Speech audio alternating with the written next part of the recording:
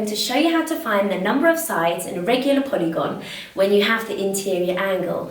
So in this question it says find the number of sides of a regular polygon with interior angle 120 degrees. So the first thing you need to do is work out what the exterior angle is. So we know the interior angle is 120 degrees.